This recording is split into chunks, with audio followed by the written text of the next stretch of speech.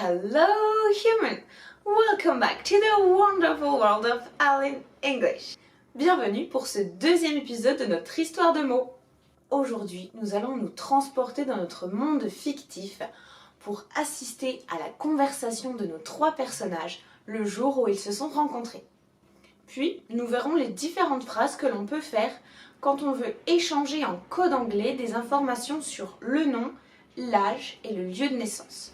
On fera aussi un petit tour dans une salle de classe, j'ai envie de dire fictive, puisque c'est une salle de classe virtuelle où moi, je reprends mon rôle de prof dans la vraie vie, comme si j'étais devant mes vrais élèves en classe.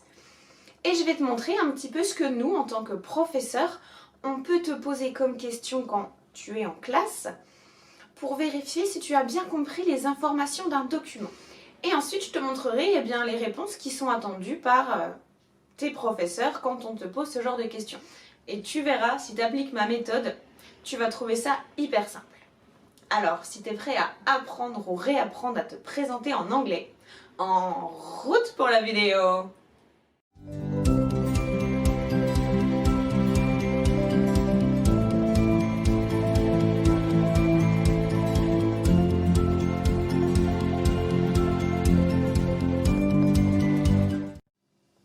Hey, nous sommes de retour dans notre monde fictif. Aujourd'hui, nous allons être les témoins invisibles de la rencontre de nos trois personnages. Un petit peu comme si on regardait une série télé qui aurait pour sujet la vie de nos trois personnages. Alors, je te laisse imaginer la scène. Pour le moment, il n'y a qu'un seul personnage. C'est Alex, il promène son chien Spank. Puis arrive un deuxième personnage. C'est Indy. Et enfin arrive le troisième personnage, Cameron. Voyons voir ce que ces trois humains ont à se dire au moment de leur première rencontre. Hello humans! Oh, hi! Hello! Nice to meet you. My name is Alex, and this is my dog, Spank. What are your names? My name is Cameron, and mine is Indy. Happy to meet you. How old are you, Indy? I am 17 years old. And you? I am 19. And you, Cameron? Are you 17? No, I'm not. I'm 19 too. I am from Missouri.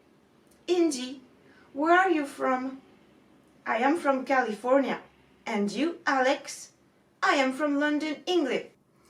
Maintenant que la scène de notre série du jour est terminée, nous allons repasser un niveau au-dessus dans la réalité pour retourner dans le monde merveilleux d'Aline English. Nous revoilà dans le monde d'Aline English, nous sommes sortis du monde fictif. Tu remarques que je suis différente parce que je veux bien que tu comprennes que nous sommes dans différents niveaux de réalité et c'est pour ça que tout à l'heure dans la partie prof, moi prof et pas moi Aline, je serai encore différente. Je suis une personne avec de multiples facettes, je sais. Quelles sont les phrases que l'on peut faire en code anglais pour communiquer des informations sur le nom? Je te rappelle qu'il y a, on va dire, 4 types de phrases. Les phrases interrogatives en WH, WH questions. Les phrases interrogatives par lesquelles on peut répondre par oui ou non, les yes-no questions. Et ensuite, 2 types de réponses ou de déclarations, les phrases déclaratives, phrases affirmatives et phrases négatives. Alors on va voir tous les petits éléments, tous les petits blocs qui sont nécessaires à la construction de ces phrases. Pour poser une interrogative en WH, nous avons besoin du pronom what, puis de l'auxiliaire be, puis d'un pronom possessif. On ne connaît pas encore les pronoms possessifs, mais ça viendra dans les prochaines vidéos. Après le pronom possessif, on met le nom, puisque c'est l'information qui est demandée par le pronom interrogatif. La phrase interrogative est donc « What is your name ?» Bien évidemment, en fonction du sujet, je vais changer mon verbe et mon pronom sujet. Pour faire une phrase affirmative, mon bloc sujet sera composé du pronom possessif plus du nom « nom ». En anglais, c'est plus simple. The noun, name.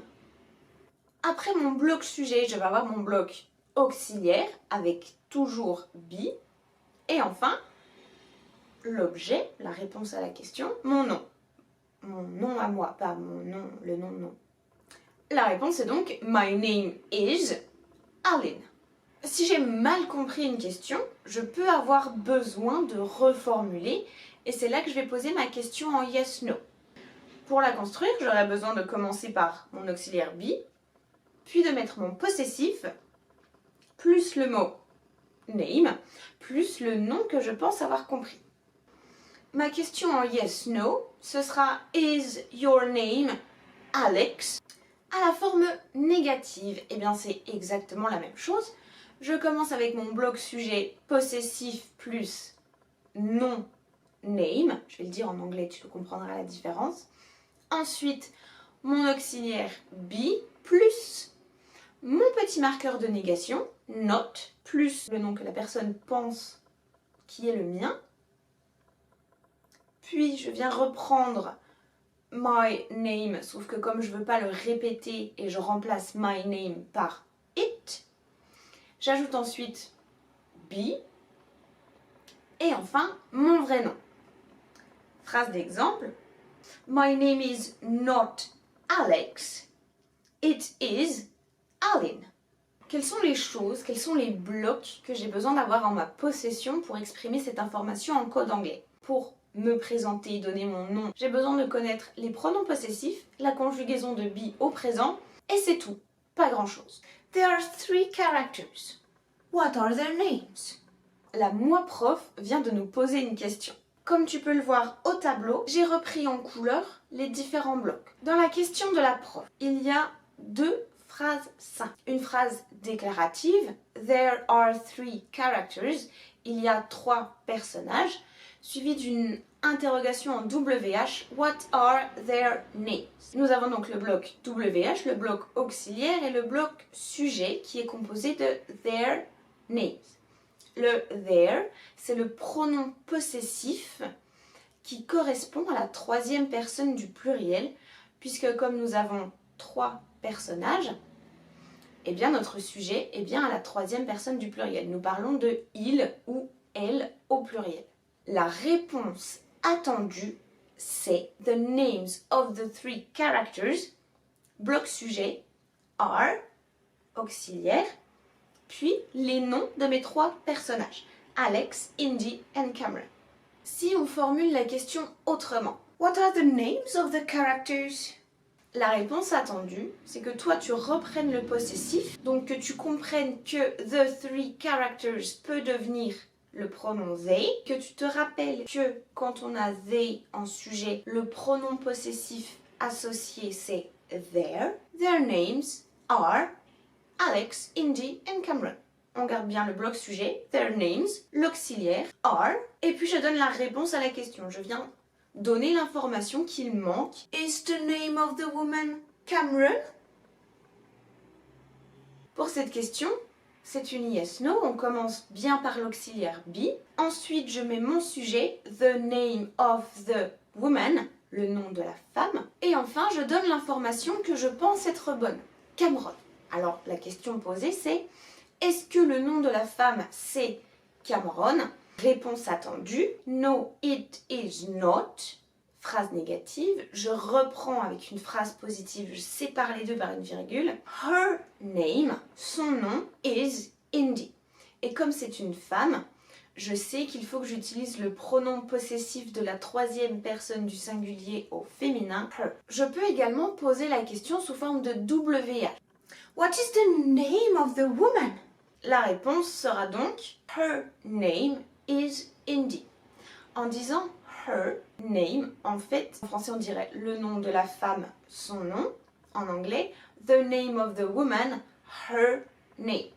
Je continue avec mon auxiliaire et je donne la réponse à la question posée. Passons maintenant à l'âge. En anglais, la chose dont il faut se rappeler, c'est que eux, ils expriment l'âge en nombre d'années. C'est-à-dire que nous, on dit j'ai X ans, et bien en anglais, on dit je suis X years old. Je suis vieille ou vieux de tant d'années. Et d'ailleurs, on voit ça tout de suite dans la question, puisque, comme tu peux le voir, elle se compose avec mon petit pronom interrogatif préféré, how, auquel j'ajoute le mot old. How old plus auxiliaire be plus sujet. La personne dont je veux savoir l'âge. Par exemple, si je te demande ton âge, you, je dirais How old are you? En réponse à la question en WH, je vais dire I am 19 years old.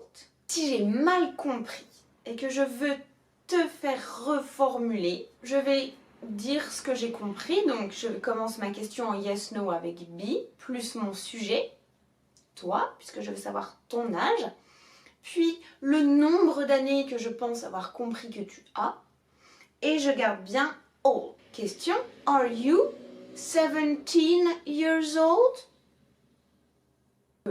Je n'ai pas 17 ans. Je vais dire, phrase négative, no, I am not, entre parenthèses, 17 years old. Puis je viens corriger. I am 19 years old. Et la question du prof. How old are the characters? Et on s'attend à ce que tu nous fasses une réponse. Alors on va essayer de grouper un petit peu les choses puisqu'on sait que Alex et Cameron ont le même âge. On va donc dire Alex and Cameron. Comme j'ai un sujet avec deux individus, je vais dire be au pluriel. Alex and Cameron are 19 years old. And, je mets un petit mot liaison, Indy is 17 years old. Si moi, version prof, te demande How old are they? They, ça reprend toujours the three characters. Et comme la réponse ne change pas, eh bien c'est toujours Alex and Cameron are 19 years old and Indy is 17. La seule chose qui change, c'est qu'au lieu de dire How old are the characters, je remplace the characters par le pronom sujet they. Pour pouvoir dire l'âge en anglais, j'ai besoin de connaître les pronoms sujets. Ça, on connaît, on les a vus ensemble. Il y a une vidéo sur le sujet.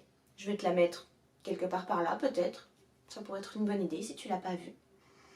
J'ai ensuite besoin encore et toujours de connaître la conjugaison de be au présent simple. Et idéalement, j'ai besoin de connaître les chiffres. On va prendre une grosse fourchette. J'ai besoin de connaître les chiffres de 1 à 100. Et ça c'est pareil, on le verra dans une prochaine vidéo parce que les chiffres, c'est un gros point, c'est une grosse difficulté. Donc on va éclaircir un petit peu tout ça ensemble et après, ce sera tout facile, je te le promets. Question en yes-no. Is Alex 17?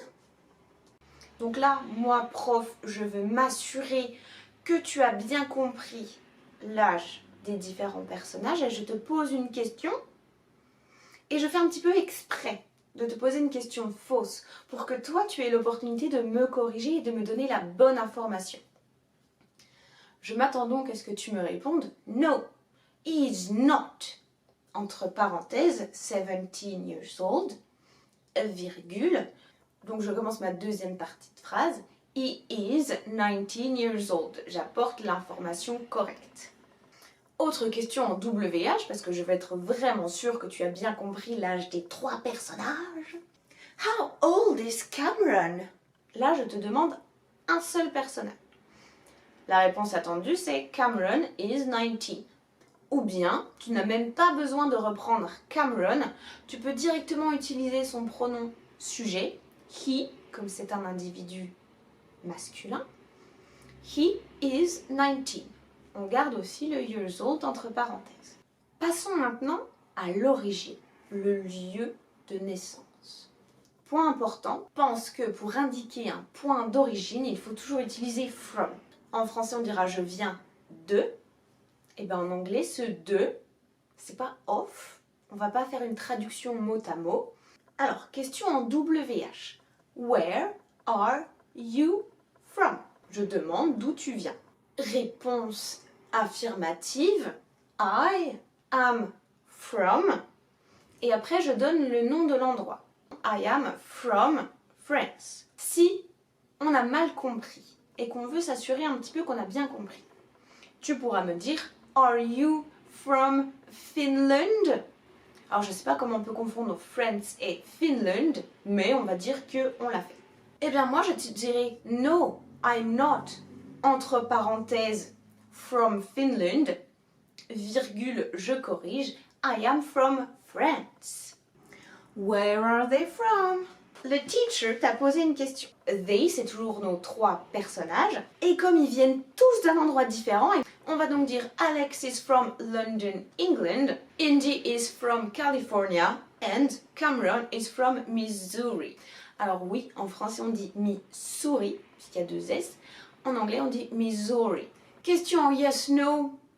The teacher veut s'assurer que tu as bien compris la différence entre nos trois personnages. Is Indy from London? La réponse attendue, no, she's not. J'ai bien compris qu'elle ne venait pas de Londres. Teacher, she is from California. Pour indiquer l'origine, j'ai besoin de savoir les pronoms sujets. Ça c'est check, double check, triple check, je les connais par cœur. J'ai également besoin de la conjugaison de be au présent simple, encore et toujours. Et j'ai aussi besoin de savoir utiliser from. Et également, idéalement, j'ai besoin de quelques lieux d'endroit. Voyons voir. Quelles sont les informations qui nous ont été transmises en code anglais dans le petit dialogue que nous avons lu ou entendu? On a appris que Alex a 19 ans, qu'il a un chien Spank et qu'il vient de Londres en Angleterre. Notre deuxième personnage, Indy, quant à elle, a 17 ans et elle vient de Californie. Notre troisième personnage s'appelle Cameron, il a 19 ans et il est originaire du Missouri. Et comment est-ce que je peux présenter en anglais les informations contenues dans le document? C'est-à-dire, je suis en classe, on vient de voir un document audio ou écrit avec des personnages qui se présentent, comment est-ce que je vais reformuler les informations que j'ai comprises? On reprend toutes les informations et on les arrange en code anglais. Donc on utilise be, years old et from. Ça donne un truc dans le genre. Ma version prof qui va te montrer, on fait un petit recap des informations que l'on a compris dans le document et je te retrouve juste après. Let's recap the information we got from the document. There are 3 characters. Alex is 19 years old. He is from London, England, and he has a dog, Spank. Indy is 17 and she is from California. Cameron is 19 years old and he is from Missouri. There we go, you understood everything. Good for you! Ce qu'il faut retenir pour la vidéo d'aujourd'hui, c'est que en code anglais, pour donner le nom, l'âge et le lieu d'origine, j'ai toujours besoin d'utiliser be et uniquement be. Alors c'est là qu'il faut que tu arrêtes de traduire. On échange des informations avec un code différent. En anglais, on dit « je suis âgé de tant d'années ». Pense-y comme ça si ça peut t'aider à ne plus faire la confusion entre I have 16, qui fait toujours un petit peu saigner les oreilles, et I am 16. Également, pour donner l'âge, je donne le nombre d'années que je suis par years old. Je peux tout à fait omettre, oublier, passer sous silence la partie years old et donner simplement le nombre d'années. Si je veux éviter les répétitions, par exemple, pour indiquer l'origine, j'ai toujours besoin de from avant le nom du lieu pour justement indiquer l'origine. Dans les épisodes suivants, nous verrons donc la conjugaison de be au présent simple et les pronoms possessifs. J'ai hâte! C'est le moment de mettre un pouce bleu si tu as appris quelque chose, de partager en masse à tes amis. Si tu connais des humains qui galèrent à se présenter et qui disent toujours I have 16 et qui te font saigner les oreilles, ou qui font saigner les oreilles des professeurs que vous avez dans la vraie vie. Tu peux également t'abonner à ma chaîne si tu veux continuer à apprendre l'anglais avec moi. Si certaines choses sont encore un peu floues, tu poses ta question en commentaire. Comme d'habitude, n'hésite pas à poser des questions, il n'y a pas de honte à ne pas avoir compris. Quant à moi, j'espère te revoir à la prochaine vidéo. T'as pensé à activer la cloche de notification pour rien louper? Allez, see you later, human!